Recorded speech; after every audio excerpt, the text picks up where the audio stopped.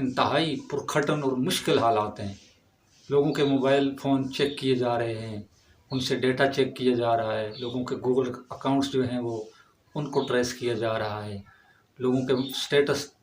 دیکھ کر پھر بھی ان کو گرفتاریاں کر کے دہشت گردی کے پرچے ڈالے جا رہے ہیں، ساتھ یہ دھمکی بھی دی جا رہی ہے اور یہ لا بھی بنایا جا رہا ہے اپنی طرف سے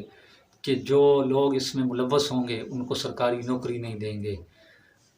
ساری زندگی وہ سرکاری نوکری نہیں کر سکیں گے۔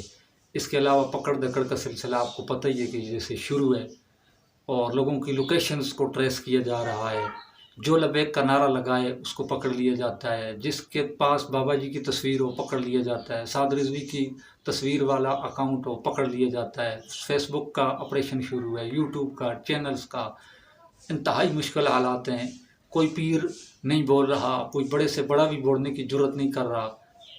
تو ایسے حالات کے اندر تحریک لبیک کا ساتھ دینا اور تحریک لبیک کے بارے میں حق گوئی کرنا، تحریک لبیک کے حمایت کرنا، ظالم کو ظالم کہنا، یہ انتہائی مشکل کام ہے،